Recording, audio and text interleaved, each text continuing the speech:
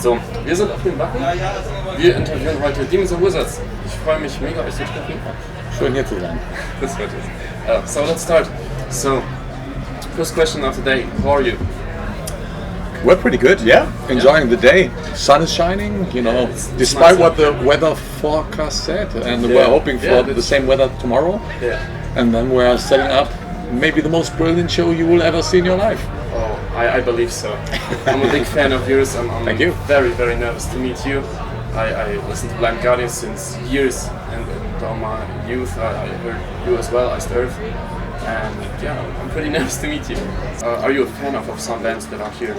Well, we discussed that before.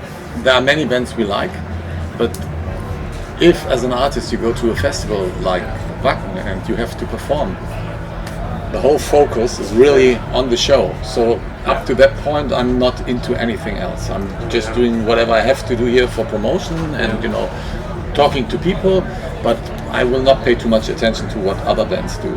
And basically I like a lot of bands, but the festival here is really, you know, the main focus is to play a very good show.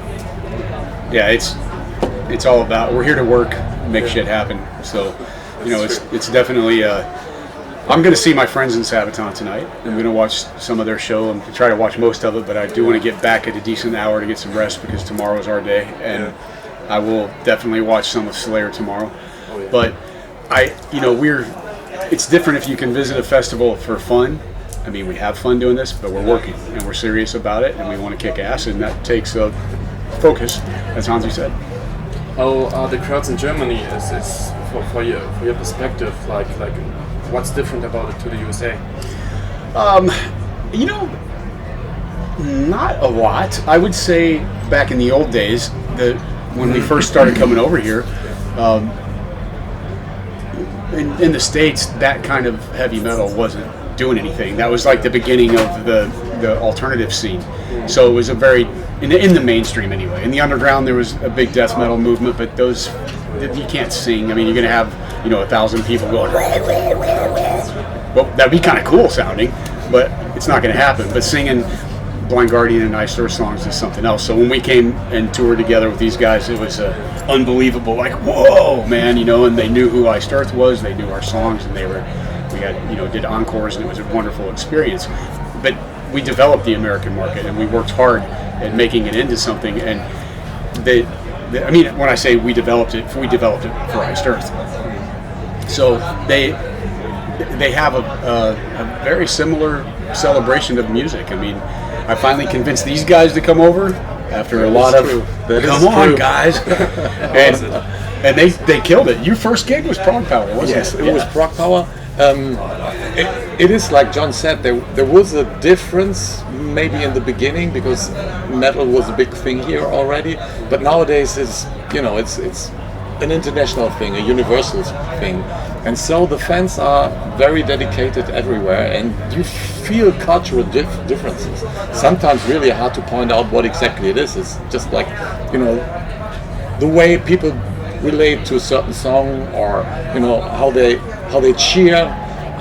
But in general, the excitement is the same everywhere, and it's pretty cool about this. I mean, in the States, metal was big in the '80s, but it's a trendy country. It's because of the way the business is run, and it's the same in the UK. The United States and the UK are identical nearly in the way the music business is marketed, the brainwashing that goes on with whatever the cool trend is, and that's what I love about Germany and this central part of Europe is it's like it's there. It's always there. If you do good, you're going to do good because it's just I think it's just in general a more honest system.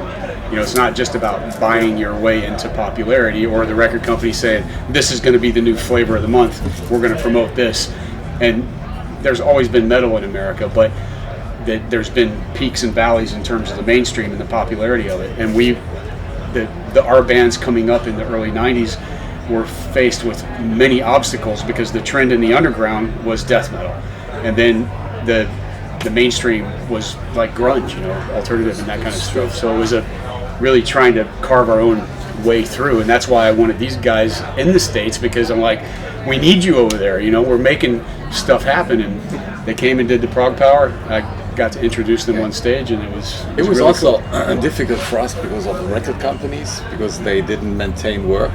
We were signed to a major record company, and then got signed to your company, to Central Media. And they started, selling our albums, and by surprise, they sold very well. We did the first shows in 2002, I think. Yeah, I think so. As you can see, we have been established in Europe for more than 15 years at that point.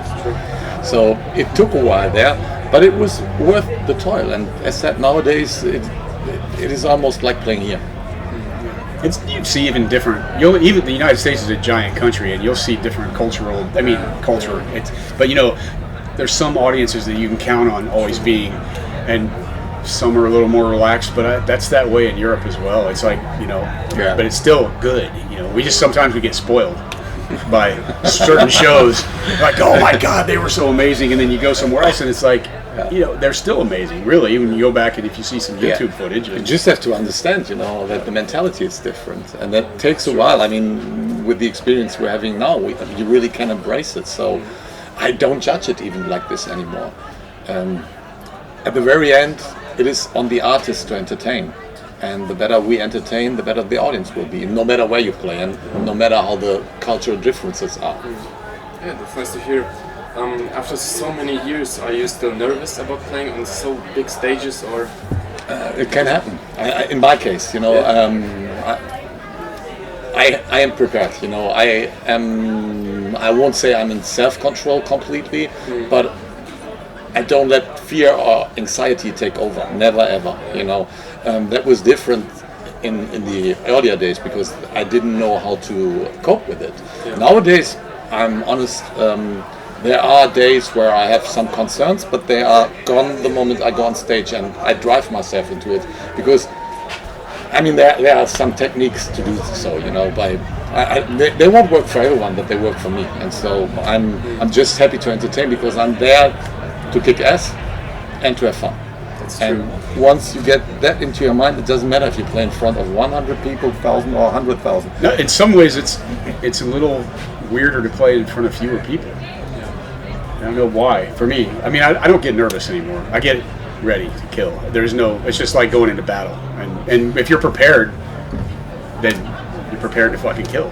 So the only time I've been nervous is when I'm like, okay, I'm not feeling well rehearsed enough. I didn't do my job. I'm like, maybe I'm not as, I should just play that stuff. So I'm thinking about, a massive bloodbath occurring rather than worrying about whether I'm playing my parts right.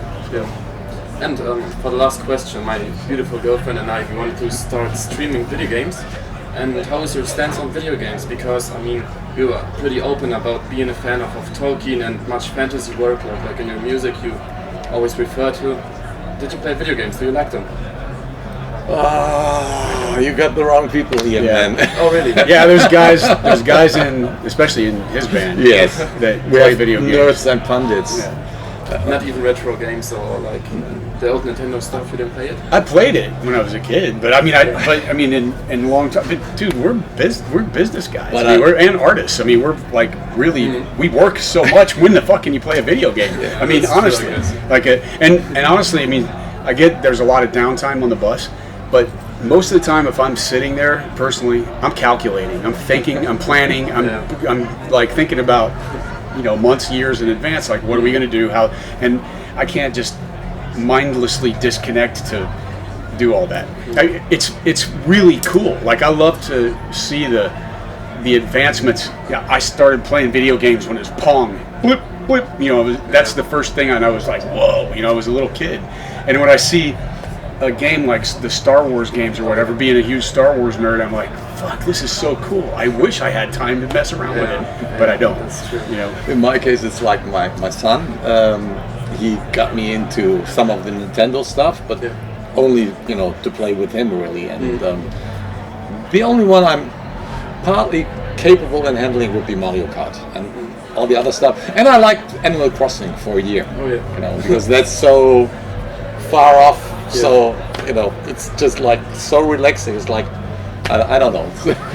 That is very entertaining. I have a PlayStation in where I live, and I got it so that my daughter and I could play every once in a while. And she usually kicks my ass in It's like the DC fighting game, like Mortal Kombat, but it's DC characters, and she kicks my ass in that a lot. But the guys in the band, that like Luke, especially in my band, that's the only time it gets turned on is when he's there. Okay, perfect. And I would like to ask you a favor. We want to establish for the last move of every artist that he chooses a line he wrote, like a favorite line you ever wrote, or one of them, and sing it in front of me, like with all your might. With all my might. Yes. Please. It's going on stage tomorrow. And it's songs to sing. Not very impressive. Okay. Okay. Thanks for your time. I appreciate it, and it was an honor. Thank you. Yep. Thank you.